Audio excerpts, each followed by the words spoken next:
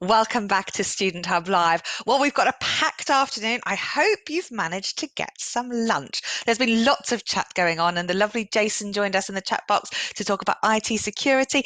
HJ, how's everyone at home, and has everyone eaten? Is everyone refreshed and ready for our afternoon?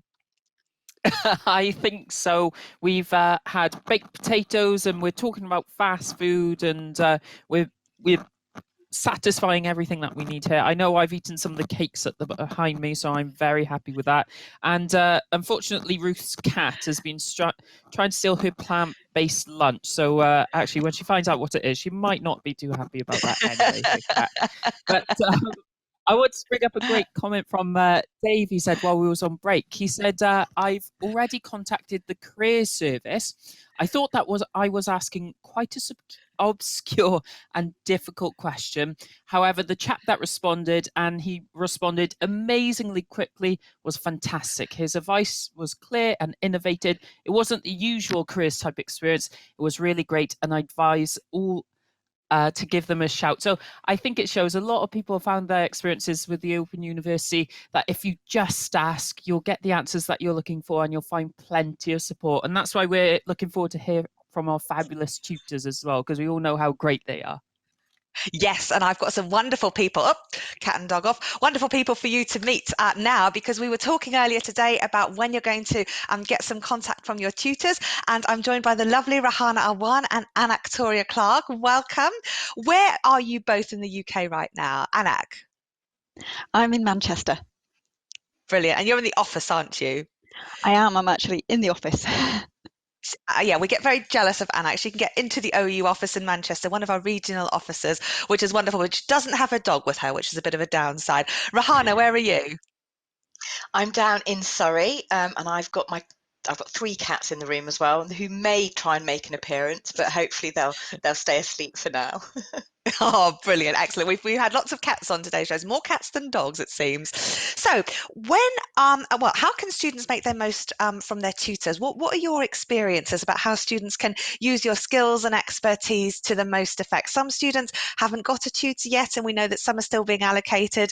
Modules haven't started yet, so there's no panic. But when they do get allocated, how can they make their most of this relationship? Anak? Making early contact with your tutor is a good thing. So if your tutor sends an email and offers to give you a call, if that's okay for you, take them up on it, but reply to them anyway and let them know a bit about you, and just kind of keep in touch through the module. And if there's any problems that you're experiencing, just let them know about it, because you'd be surprised at what we can help with. There's very rarely something we can't sort if we know about it. Brilliant. What about in your opinion, Rahana? How do you think people can make the most of their tutor? I think using the feedback that they give to you on assignments is really important. That's one of the really key parts of being an OU student, is learning from the feedback that your tutor gives you. I think Anak Tori's hit the spot with saying the idea of keeping in touch with them throughout the module. If you are struggling, if something changes in your life that has an impact on your studies, or you're just not sure about something in the materials, speak to your tutor. That's what they're there for. They're there to help you, and are willing and able and looking forward and want to hear from their students as well. So it's really lovely to develop that relationship. Now, many students may not know that tutors love teaching with the Open University, and they often do so in addition to many other roles that they've got. So many will work for other universities, or indeed the Open University, or have other jobs elsewhere, and they often like to apply that experience to their teaching. But it does mean that they're not available full-time as such for the Open University. So sometimes you can have a delay of maybe a day or two when they respond to you, because they pick up their studies like we do as OU students flexibly. So that's really, really important to remember. Very early on, though, they'll often send you an email. What sorts of information, Anak, is useful to know from a student?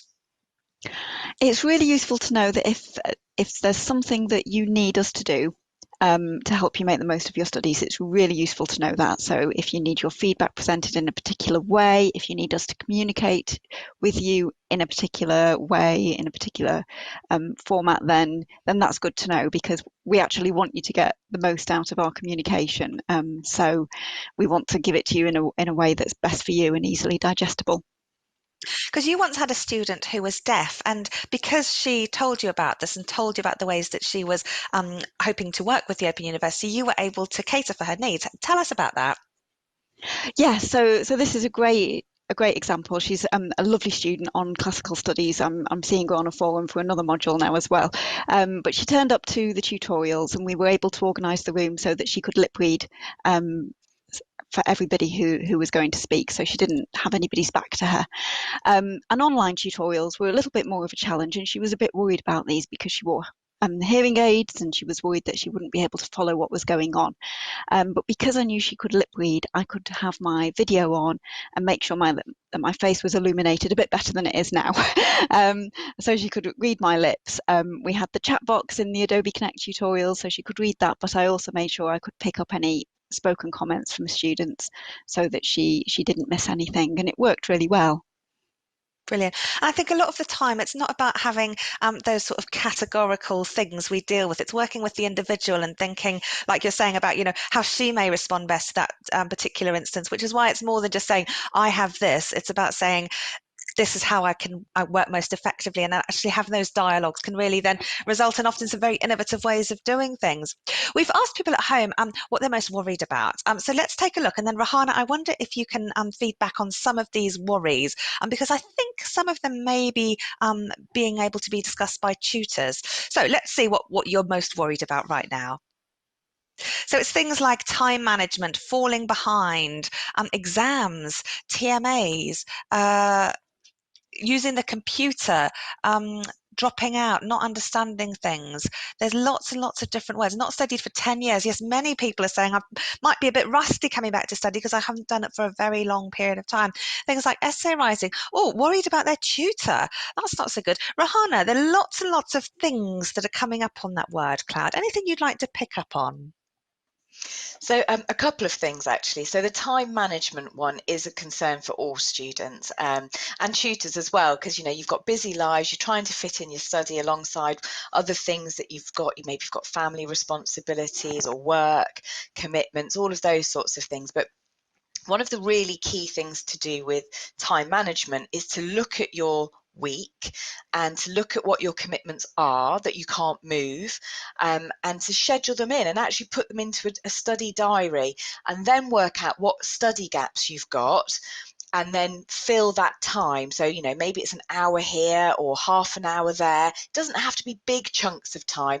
Little and often is a really good way of studying with the OU, and you can do that on your phone mostly. You can do it on your computer, or you might even have a module book that you can take with you when you go somewhere. So that's the first thing. The thing about not having studied for a long time is to remember that tutors are there to help you.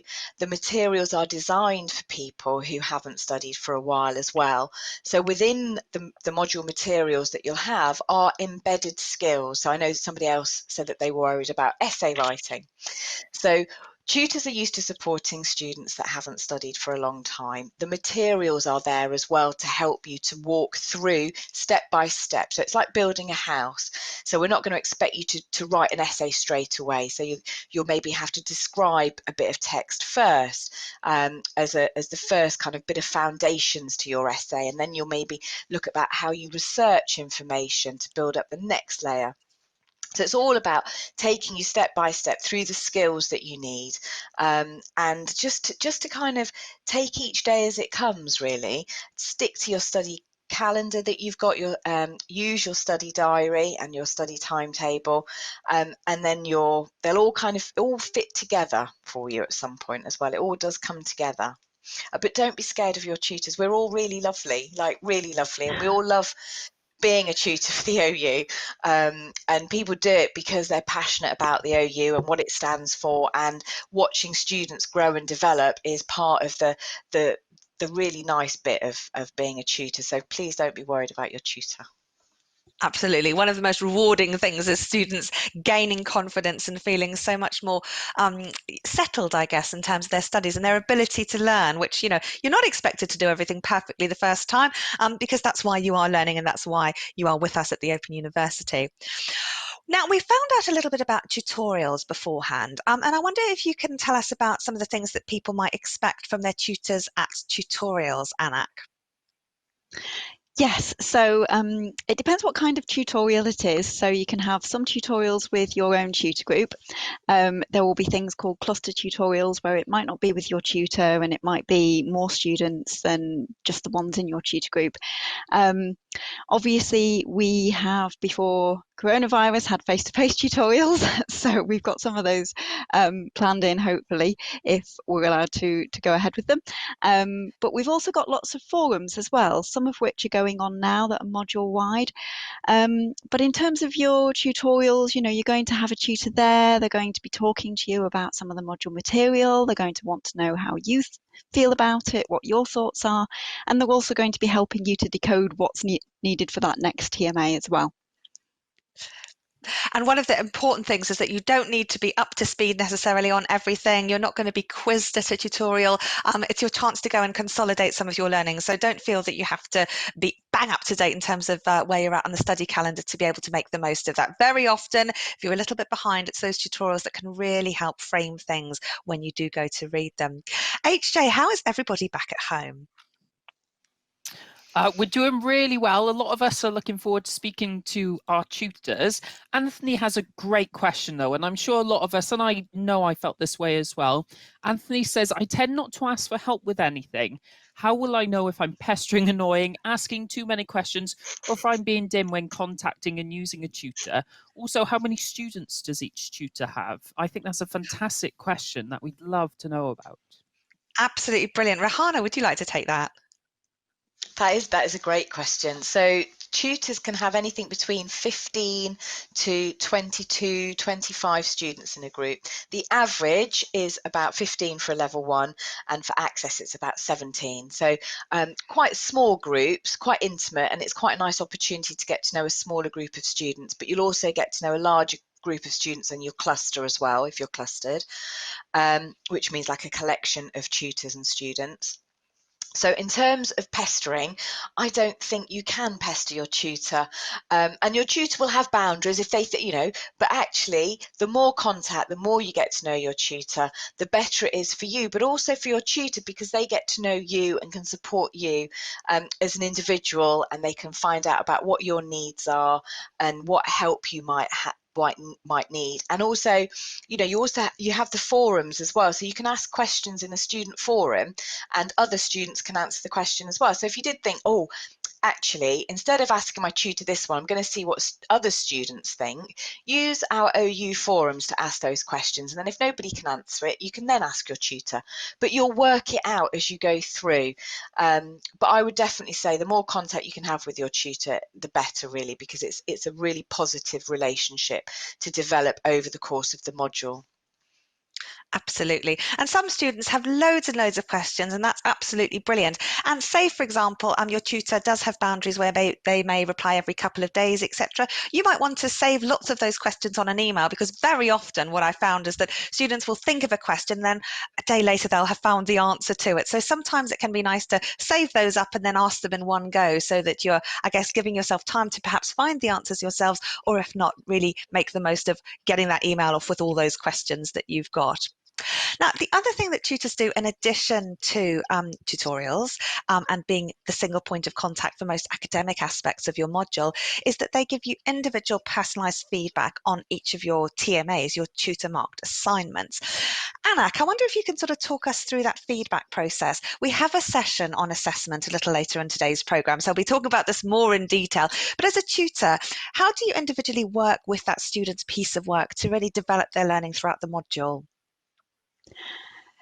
That's a really good question. I mean, I love marking. I'm a marking geek. So, but what I really like about working with students individually is that you can kind of see where their thought patterns are going, but you also get the opportunity to help them on their piece of work. So you can give them feedback about what they've done. You can help them with maybe the structure of it. You can help them rephrase bits by actually taking what they've written rather than just giving them a kind of bland example from something else. And you can kind of really get a good dialogue with that student. What I love about students' work is that they're always going to see something from a different perspective to me. So I always learn something, both about the subject or the way it can be interpreted, and about that student from their work. And it's fantastic to see that.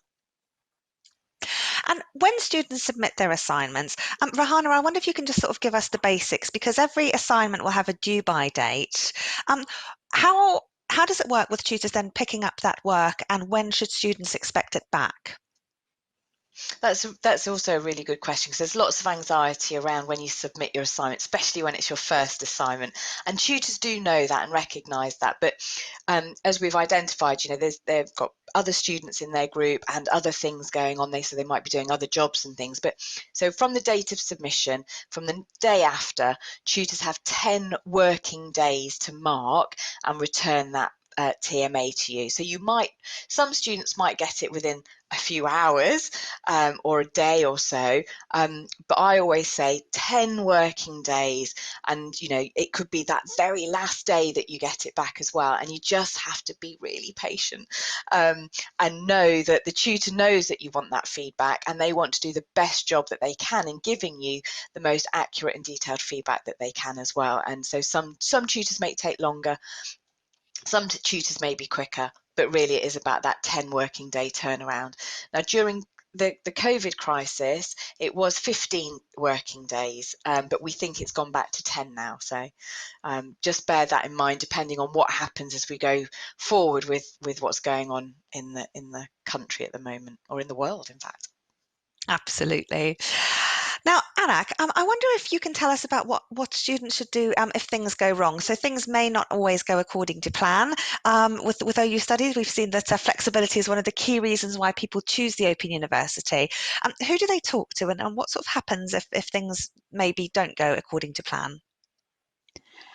That's a really good point, Karen, because obviously we've had a very strange year in 2020, and lots of people have found that they're doing things differently than they were accustomed to.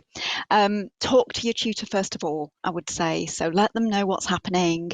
Let them know how it's affecting you and your studies, you know, what you think you can do, what you think you can't do. If you're completely stuck, just let them know, because, you know, they'll be able to ask you questions and tease out the information they need to advise you. If they can't help, there's a student support team, and there's all sorts of options that we can offer to you if things aren't going right. But really just letting us know straight away, and let us help you figure out what's going to happen and how we can work it out. And if people don't know the right answers, tutors will always be able to point you in the right direction. So do feel free to ask them, because there are a range of support aspects at the Open University that all work together to give you a really, really super learning experience. Well, thank you so much, Rahana and Anak. I'm sorry that's all we've got time for, but you've shown us that tutors are really, really friendly, really love working with students, and obviously getting that relationship going right at the beginning of the module will only but help you to get the most out of that relationship with your tutor. So thank you both very much. And I hope you at home have seen that tutors really are wonderful people. That's all we've got time for in this session, but our next session will introduce you to another aspect of support, a very important aspect, with our student support team. So we're going to show you another of our campus tours. This time it's the Jenny Lee building, and then we'll be back to talk to our student support team. Stay with us.